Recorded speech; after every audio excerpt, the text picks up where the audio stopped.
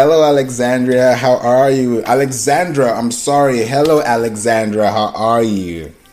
I'm very well. You know, I lived in Maryland for a little while, and people from the South near Virginia, they say Alexandria, but everywhere else it's Alexandra.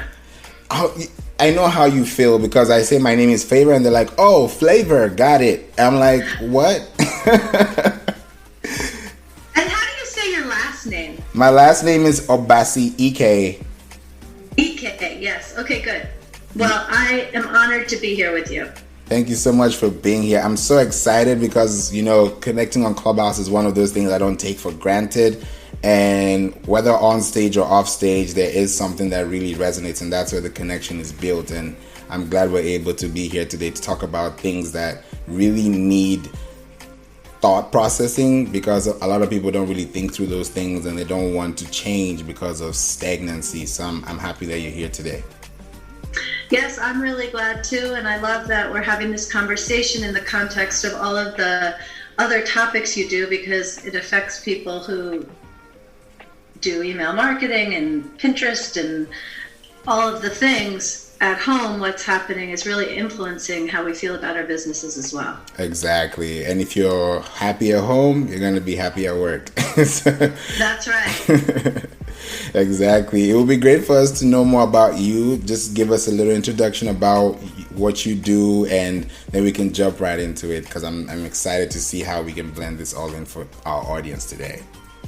Okay, wonderful. Well, I am a family doctor. I switched in 2005 away from practicing medicine into some adventures and ultimately into relationship coaching. And so now I work with individuals and couples, and I specialize in showing couples how to have beautiful, passionate, long-lasting, dynamic, gratifying relationships, which I think is an incredibly needed skill, and most people don't have it because the two ways that we learn it are through imitation, when our parents or caregivers model it, which is not something available to almost everybody.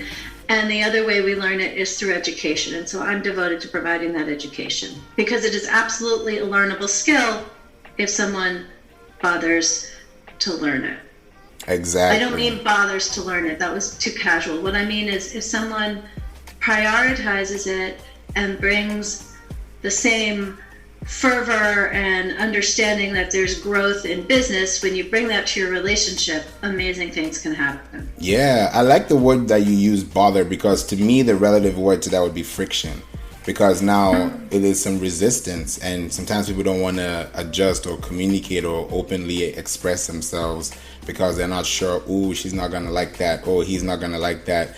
Oh, I might get, it's all this imposter syndromes pretty much. So I believe that when we start building those connections, it starts to make sense, and then you can start to build those relationships that actually make you happy. Yes, and it's interesting that you say that, because I'm actually extremely sympathetic to people who have resistance and don't bring things up in their relationships and end up just things become more disconnected, because it takes a lot of courage, and it's very hard to go for something when you don't really have the tools. And so I think actually the first thing to focus on is developing tools, making it a practice, making new habits, and then the happiness follows. If you're just going straight for happiness, it's kind of hard to know where to point yourself. Exactly. That really resonates with a lot of people. I'm very sure of that, because it now makes it your responsibility to actually now decide, do I want to have kids, a happy home? Can I go to work, come back? Can I be able to still take care of my family? Like, these are all the things that we want to have, because at the end of the day, we all want to sleep well at night. We want to sleep peacefully, wake up and kiss our loved ones, and really just stay connected to what we really are here for. So when we start thinking about those little things, it changes our dynamics. And sometimes we think, oh, we're going to add this to our plate, and then it adds more stress to our workflow. But people don't realize that you can really divide time, but people don't know how to manage that either. Yes, one of the places that I first learned this was when I was a medical student. I was basically shadowing this wonderful family doctor. And I remember we came out of one of the... Can we just stop the recording for 1 second? Sure. Recording stopped. I keep getting these notifications, and I realize it's because it's not my computer, and I'd really love to turn them off, because you must hear them too, right? No, I'm good. I don't hear anything. Oh, well, if you don't hear them, it doesn't distract me. I just didn't want to ruin the recording. Well, then let's just continue, and I won't figure out how to turn them off. I'm sorry about that. No problem. Recording in progress. So, I first learned this as a medical student when I was shadowing this amazing attending, and I remember that we came out of a patient's room, and it was a patient who had diabetes and was overweight and really didn't have a ton of symptoms but was headed in that direction. And so this doctor was telling her, you really need to exercise. And she was saying, I don't have any time. My day is so busy. I'm taking care of my children. I'm working hard. Like, I can't add in half an hour of exercise. And when we came out of the room, the doctor turned to me and said, it's just so frustrating, because if she would make half an hour for exercise, she would actually have more energy, feel healthier, and be able to accomplish a lot more in the course of her day. And I feel like working on relationships is actually very similar. When we put in effort, attention, intention, it's not necessarily a lot of time unless there's real challenges in the relationship, but when we just make it part of our daily practice, the same way we eat and brush our teeth, that we put some attention into tending our relationship, we have so much more power, creativity, inner peace, happiness, and ability to succeed, more courage to take risks in business, because at home, we're feeling satisfied, we're feeling seen, heard, and supported. It is the secret sauce to an incredible life. Yeah, I think so. And speaking of secret sauce, let's dive a little deeper,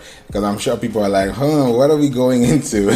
When you think about intimacy, marriage, relationships, like sensual, connections, there are things that I've seen, and there are some things that people probably don't know, but at the same time, they probably know it, but they don't know how to think through it because they've not experienced it. So when it comes to like things with luxury love and intimacy mentoring and hot marriage, we're going to start with those first two before we go a little further, because I really want people to know how they can apply this to their daily lives when they already know that they have someone in front of them that they can do something about with. So with the first one, with luxury love, how do you see this? I have a thought process, but I don't know what you're thinking. Okay, I'll start, but I'm curious what you say too, because this is something that the more people participating in the conversation, the more we all benefit. But I'll just say that in so many areas of life, we know what luxury looks like. We know what luxury looks like when it comes to picking a car, when it comes to picking a handbag, when it comes to picking a home. These are things that maybe not everyone aspires to, but we can imagine that it's top of the line. And that is also true when it comes to different areas of business. We have things we monitor to know how our progress is doing. When it comes to relationships, most people tend to be very immature in their imagination and thinking. And immature, I don't mean it as a judgment, I just mean it as a neutral description, that we know a lot more about different kinds of cars. We can look at a car and think, oh, that is an old worthless jalopy, or that is an incredible antique, or I personally don't know cars, but my 9-year-old, he knows what a Maserati is, and he knows it's very special because he's only seen 3 on the highway in his lifetime. Like, there's a way that we know what beauty and value look like. And I'm using a car because I think that is generally understandable, but any aspect of life, when it comes to skill playing basketball, or the success of an email marketing campaign, or whatever it is, and when it comes to relationships, our thinking and our attitudes are generally very immature. Like, we know the image of Disney. We know unhappiness, and then we know happily ever after. That is such a narrow range. So when I'm talking about luxury love, I'm really talking about what is a really magnificent relationship. So that's going to be individual for each person and each couple. But for me, it's the kind of a relationship where I know no matter what, even when he disagrees, my husband has my back. That if I'm going to navigate some challenge in my business or out in the world, I know when I come home, it's going to be an emotional oasis. I know that my husband has the self-respect to want to be enjoying our intimacy, and he has the devotion to make sure I am also.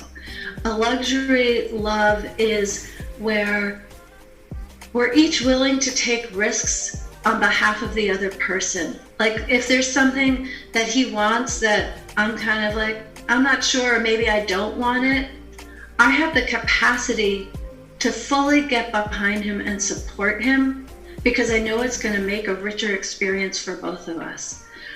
Luxury love, it's easiest to describe it in emotional terms, but the carryover in sensuality, in financial success, in confidence in business is tremendous. So that's my starting place. And I think a lot of what I mean comes in my voice as much as in my words.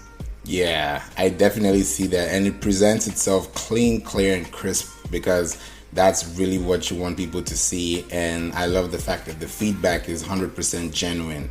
And that's what builds those relationships. Because when you mentioned that, it really made me think what I was thinking too. Because I was like, luxury love, I was now thinking, okay, traveling with your partner, going on trips that, it's just the both of you experiencing places, food, like taking pictures, memories, because those are things that are priceless to us, with our families. And when you now think about kids and after kids, people think, oh, now the kids are gone, now what do we do now? The house is boring, it's quiet. And you're like, what happened? We were here before they were here. So how do they play into that role of, playing that role, even in role play, if I'm being specific to how intimacy goes within relationships? Yeah, it's a beautiful question, and I want to respond to what you said and then answer the question, because I think all of those things that we picture, like a beautiful weekend away or a wonderful vacation or adventures or lingerie, like all of those things are fantastic. I'll never say otherwise. But they are not the things that actually create an incredible, wonderful relationship in the day-to-day. What does is the exact same thing I'm going to answer to your question about how does a couple reconnect after all of the chaos and intensity and joy of raising children. And the first thing is that a lot of people believe it's important to prioritize the children. And while of course it's important to prioritize the children, I don't think that children should be more important than the relationship. It's not healthy for the children, because one of the best things we can do for our children is have an incredibly fantastic, gratifying relationship. It's one of the biggest gifts we can give. So it's both for the children and for us that we want to keep our relationship really a high priority. And I think many people tend to compartmentalize. It's like, now I'm doing work, now I'm parenting, now I'm cleaning the house, and now I'm focused on my marriage. I don't think that that works. I think that if we compartmentalize our relationship, it always isn't tended enough, because it doesn't become urgent until it's really bad. And all the other things will call for our attention. Our business will be like, hey, I need some attention. And our kids, they are expert, hey, I need some attention. And the messy house, it talks to us. Right. But time with our beloved, that doesn't call to us until there's really sadness, disconnection. It's easy to always postpone that. So the first thing is to prioritize it. And There's this incredible statistic that the average couple spends less than 4 minutes a day discussing anything other than children and logistics, and I'm sure pets as well. Wow. And so, yeah, right. Less than 4 minutes a day. And if you're an entrepreneur listening, think of how much your mind is filled with things about your business. And less than 4 minutes a day on anything that isn't related to children and practicality. So the first thing that I recommend, there's no point at which this isn't relevant. So whether you don't have children yet, whether you're pregnant, whether you have young children, children in middle school, children out of the house, whatever, at all stages, it's really important to just connect. And my husband and I, 9 p.m., we will find one another in the house. And if everything is basically fine and one or both of us has a bunch of projects, we might just connect for 2 minutes. It's like, hi, sweetheart, how are you doing? Good, how are you? I'm really busy and I need to get back to things. No problem. Other times at 9 o'clock, we might hang out and chat for half an hour and transition into the bedroom together, or we might make a plan for our future, or whatever it is. But there's something in the consistency. For us, it's every day. When I'm coaching couples, sometimes they aren't in a position to do that because of what bedtimes are, or someone works at night, whatever it is. Maybe it's once a week, maybe it's every Monday, Wednesday, Friday at whatever time they pick. But when it's consistent, then it's like more than any individual time of connection. It means that no matter what I'm doing, no matter what's happening in the day, I know that in less than 24 hours, I'm going to have some time with my husband. And initially when we started, we'd have like an hour, but we're really good at dropping right into connection, feeling this isn't just the provider, the father of my children, but this is this handsome man that I love. And I drop into being a woman. And when we're both in that space, it can be very efficient or longer. It just depends who needs what in the rest of the evening. I like how you said that, because one thing that struck my attention is when you said that, you know, when you start building those connections and those 4 minutes, if you're arguing for 4 minutes, and I heard this, 4 minutes is a long time to argue. And it's crazy when you think about what it does to you before and after, but there's a way you can solve problems without being attacking. You can have constructive arguments. You can have, you know, debatable arguments, but they don't have to be opposing or, you know, conniving. It doesn't have to be something that really like impedes your processing or makes you think, wow, you really think that? You know, it's going to start changing someone's approach. And I heard this on a TEDx talk, and I was like, this is something I really want to know if it's true, because it's amazing. And she saved it for the last part of her keynote. And she was like, if you're in a relationship, if you're in a marriage, try and have an argument with no clothes on and see what happens, if you can be able to resolve that problem.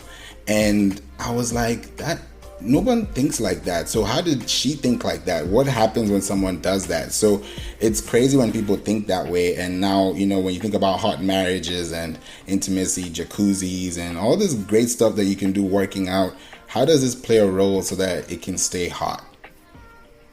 Yeah, okay, that's wonderful. And, you know, doing it, having an argument without clothes on, it's not about the clothes being on or off. It's about having an argument while feeling sensual and erotic. If taking your clothes off has you feel turned on and sensual, great. There are many people who can take their clothes off and feel like they have armor on. So it's less about the physical attire and much more about how open and available a person is in their heart and in their body. Because there's just no way to have a vicious argument while feeling super sexy. It's like there's not room for both. Right. And so I think the point of that talk, I haven't heard it, but I'm inferring, my interpretation is that if you get into erotic energy, a lot of what you were arguing about just is suddenly unimportant. And I think that's a very advanced play. Like, I certainly have done that, and when I've coached a client for a while, I will specifically encourage a woman to do this. Honestly, in a heteronormative relationship, if a man goes sexy in the middle of an argument, that can be offensive. I mean, depending on how she receives it, it can feel disrespectful in a way that doesn't serve the marriage. But if she gets a little sexy, then that can be more of an invitation that he can then say yes to in one way or another. However, that really is an extremely advanced play. What I was going to say is I've recommended this to couples that I've worked with who have done a lot of healing in their relationship and are ready for that, but it's kind of at the level of Olympic relationships. So so go for it. If you're listening and that's you and you're in an Olympic level relationship, that's the next step for sure. Just bring on the sexy when you're feeling conflict and you want to transform it. But for someone who's not in that space, which is going to be the majority of people, I have a much simpler shift to make. And that is to become curious, to shift out of whatever it is that you feel strongly about and certain and you want it to be this way and it's so frustrating, whatever the conflict is, to take a breath and ask a question, not like a kind of question like, don't you think that I'm right, or some version of that. I mean, a real question to understand the other person's point of view. Like, well, why are you thinking about it like that? Can you explain your perspective? And notice that I'm slowing my voice down. Otherwise, it doesn't really, if I just say, well, why are you thinking about it like that? That doesn't feel like a question. That feels like a judgment with a question mark at the end. Right. To have it really be a question, it's actually, I know you asked about hotness and intimacy and marriage, and you might think I'm not answering it, but I really am. Because when people are curious, then they're actually interested in one another. And with the interest in one another, all kinds of other energies can flow. And I want to add one more thing, which is that when you think of the feeling of being in love at the beginning of a relationship, when, oh, it's just so exciting and none of the challenges we're talking about are relevant, not yet anyway. Part of the quality of feeling in love is being really curious about your partner. What is his favorite vegetable? What's her favorite movie? Where did she learn to sing? What kind of daydreams did he have when he was in second grade? Like, what about the future? What did you think you were going to be when you grow up? And what are your dreams? Where do you want to live? Do you like the mountains or the ocean better? Like, we're just filled with questions. That is part of the feeling of being in love. And as humans, we don't have a switch that we can flip to feel all in love again. Right. But we do have the capacity to shift our attention and be curious about our partner. And so that may sound a little flat, but being curious is one of the absolutely essential ingredients to creating passion in a marriage. I believe so too. And because you mentioned that, it really, you landed the plane so well, because it really made them critically think about their state of mind, because we can't really answer their question when they're not 100% confident in themselves. So it's like a dichotomy effect when you think about it.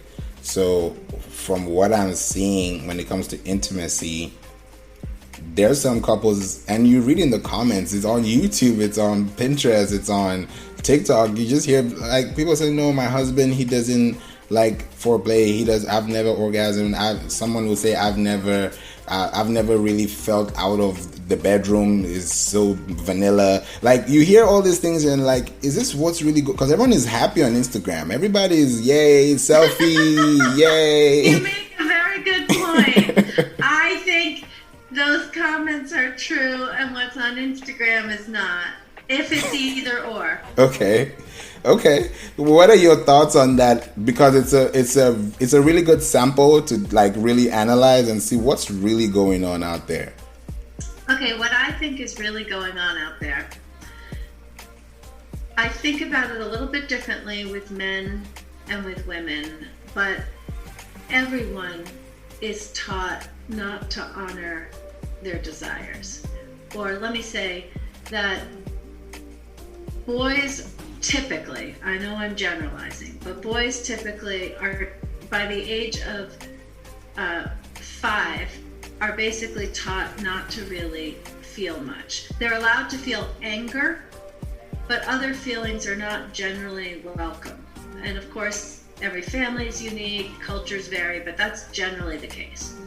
And so the one emotion he has access to and permission to feel and feel like a man is anger. That is really not enough to create the emotional connection which is necessary for sensual intimacy in a long-term relationship. For girls, typically earlier, but certainly by the age of 10, most girls are taught to just dial down their desires, their preferences, go with what other people are wanting for them. I remember myself, I was 12 years old and I was in a situation where someone was asking me what kind of sandwich I wanted, and the main thing I could say is whatever's easiest for you. And she kept saying, no, I want to know which one you want. But I had to dig deep to know which kind I wanted, and because the feeling that was much stronger was whatever's easiest, whatever's going to be okay for you. So the point is that most women, while they may be very ambitious in business or not, they lose touch with what they desire. And a desire is so different from a goal. A desire doesn't have a good reason. It might not be a means to an end of something else. And we don't choose what we desire. It's how it happens. Like it's not a logical thing. So I think one of the most important things, getting back to the Pinterest and YouTube comments about a lack of foreplay, a lack of orgasm, a lack of satisfaction in all kinds of intimacy in marriage and long-term relationship, we are disconnected from our desires and need to reconnect, need to learn what we want and how to ask for it so it feels really good to give it to us. Because there's some people who get to the point where they know what they want, but by the time they say it, it is so mean and judgmental and accusatory, like, you should have read my mind and known what I wanted. That does not inspire someone to then give it. We need to say, if there's not enough foreplay happening, this is my recommendation. You say to your partner, as long as it's true. If it's not true, don't say it. I love you so much. I love our life together. I love some of the times we've had in bed, if that's also true. And I think we could actually improve and have more happiness together. Are you interested in exploring that? In other words, start by saying what you do love, what is working, and then say there's an area that I think we could improve. Like, do you want to collaborate? Do you want to be on the same team and figure this out together for both of our benefits? That's a totally different conversation than blaming someone for being an inadequate lover. If you have an inadequate lover and you're listening, it's your job to figure out what you would enjoy and communicate it in a way that your partner can hear it without feeling judged.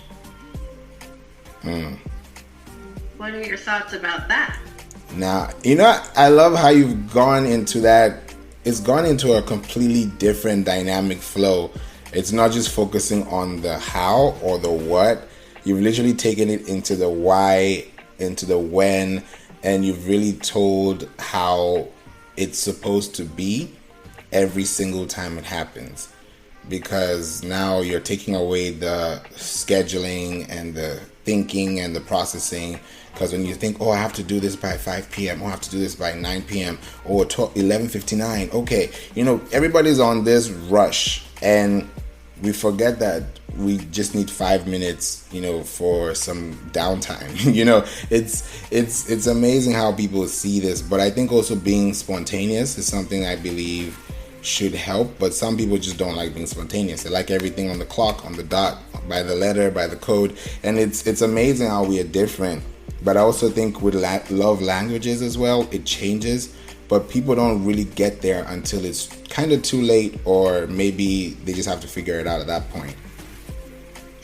Yeah, what do you mean that it's too late that they explore the love languages? Not really too late that they explored it, but too late that they couldn't figure it out in the beginning because they were trying so hard to do things to impress rather than to actually listen. Yes, well, it is never too early, and it is also never too late to learn to listen with more openness, with more kindness.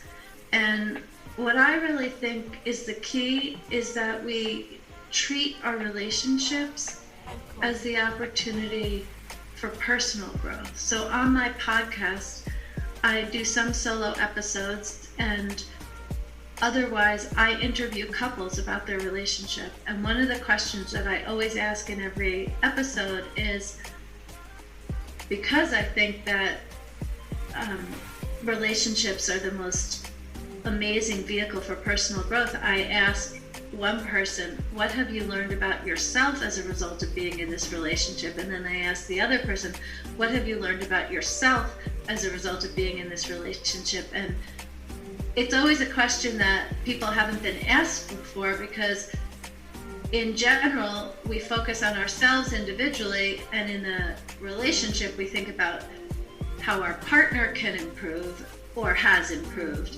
And I think the real key to everything we've been talking about is to look at where can the individual grow, expand, become more curious, drop the armor, tap into the sexy, consider another point of view. And when you do that with a care and a slowness in your voice, so it can really be felt, not so it feels like a to-do list, then your partner responds in ways that are invariably surprising. I think so too. And that alone time and listening, like you said, changes, because you'll get to know that she likes a bubble bath, she likes her toes done, she likes her hair. Those little things make her now feel like you're actually paying attention, because when you pay attention to those little things and she doesn't have to say it, she just has to look at you, those are the things that change how she approaches you and respects you too, because not everyone picks up on those things really quickly.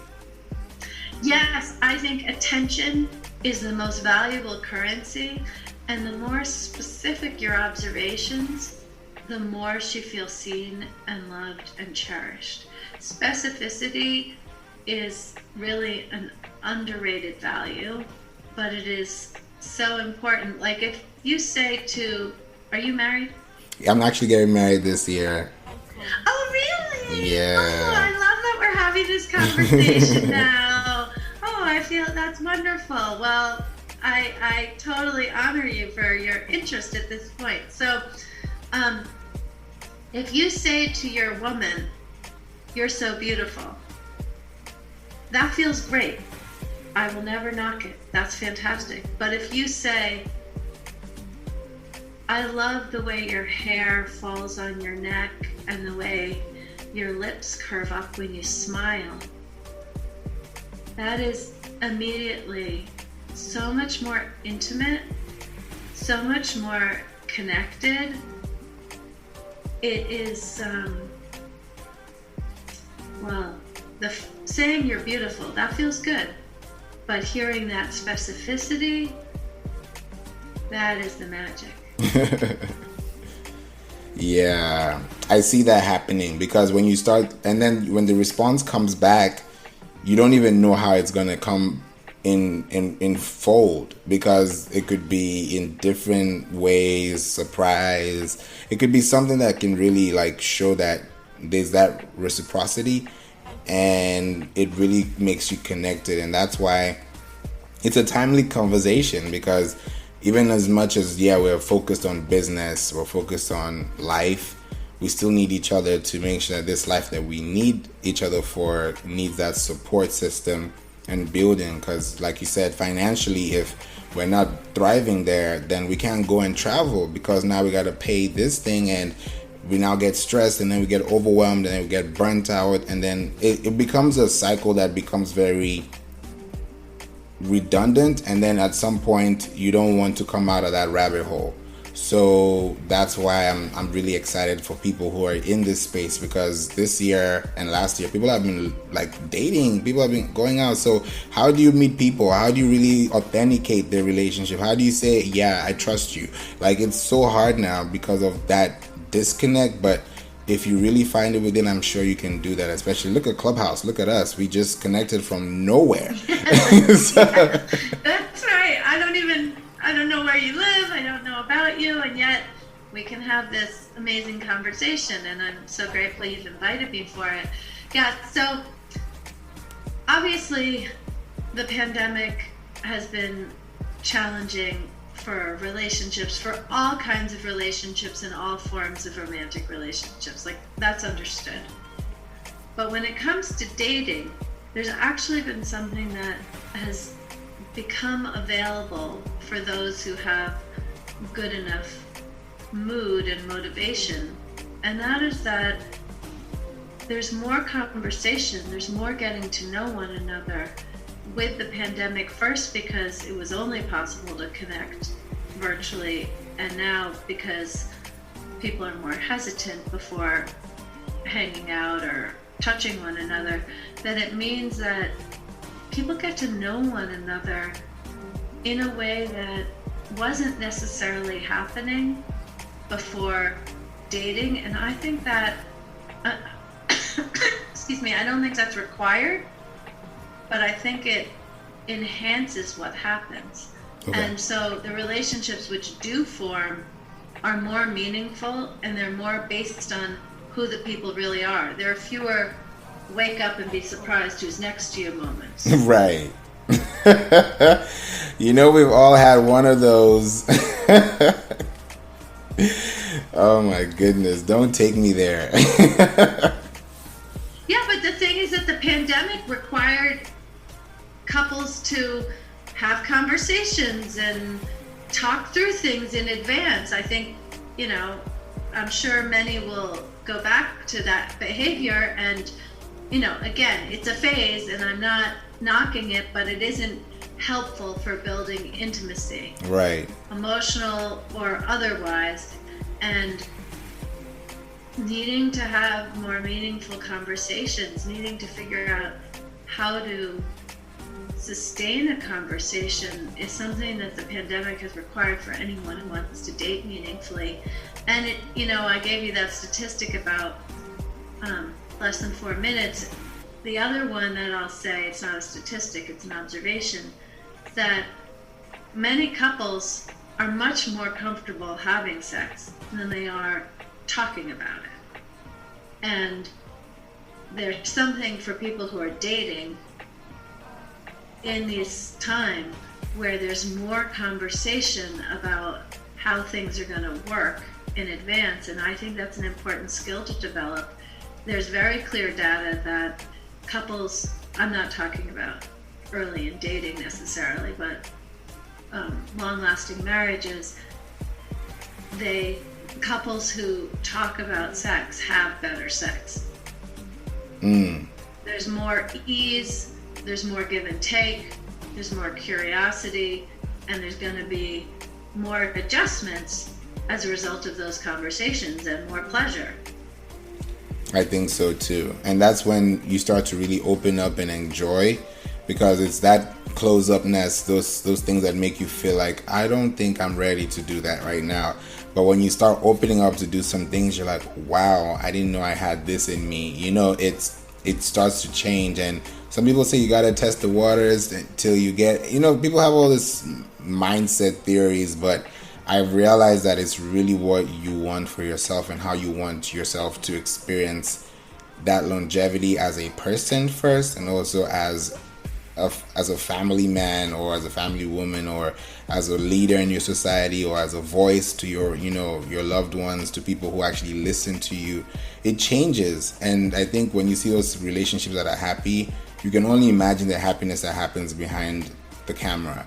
So it's amazing to see the dynamics, and I love how you put that together. Yeah, thank you. I think it's really very exciting, and for someone at your phase, the way I like to think about it is you're creating the culture of your marriage now.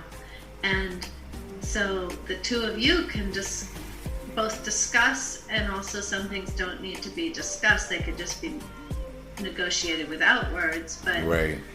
You can establish how you want to be communicating about all kinds of different things, and which things you decide together. And I want to make sure to add one thing, that if you're listening and you're going to bring up sex for the first time, or it's been a while, or you're going to bring it up in a different way, don't do it while you're having sex. Do it, and don't do it immediately afterwards. You know, do it the next day and say, how was that for you? Or it seemed like you enjoyed yourself, and then something shifted and it didn't seem as much fun to you, or whatever it is that you want to say. Don't do it during, because if you do it during, feelings are far more likely to be hurt. And if you have that conversation the next day or in advance, then it can feel much more collaborative, and the intentions of making it good for both of you are much easier to access. Yeah.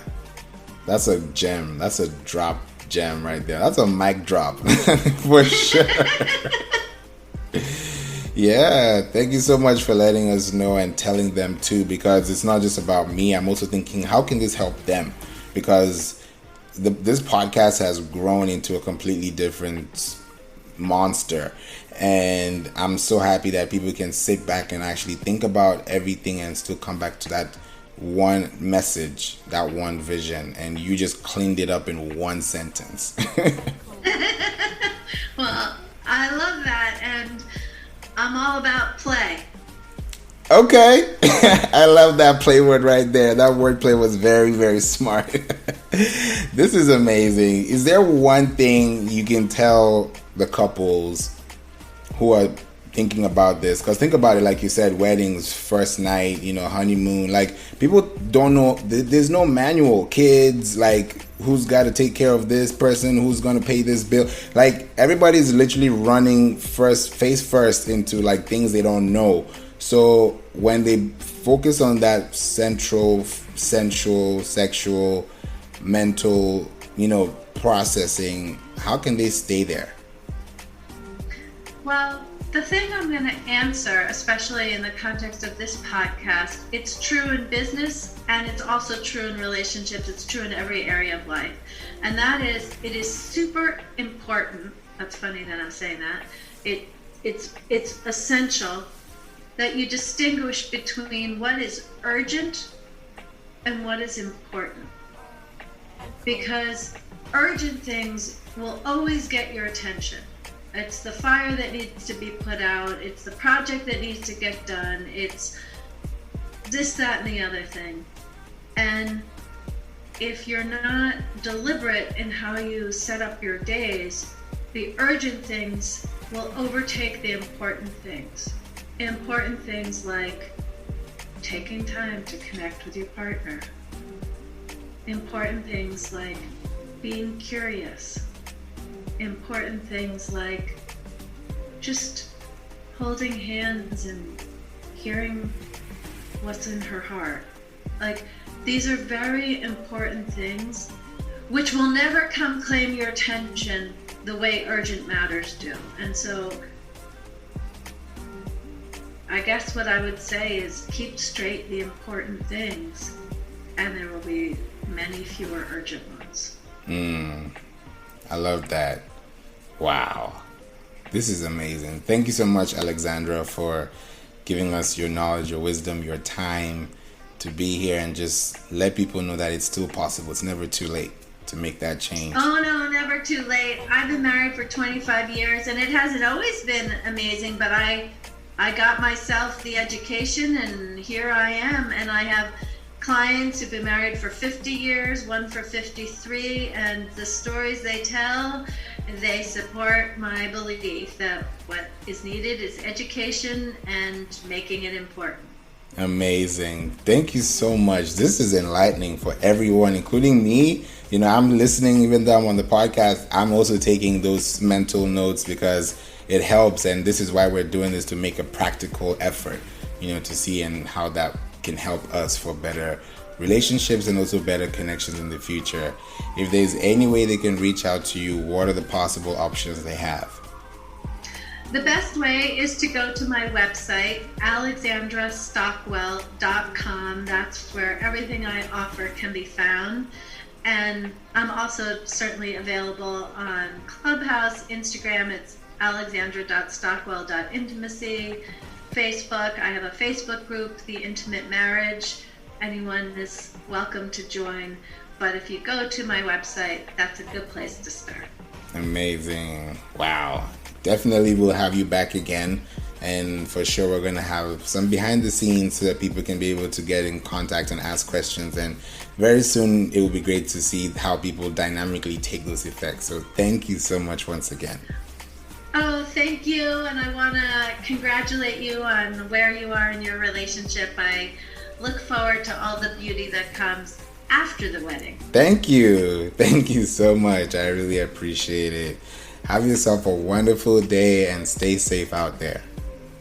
Thank you, you too.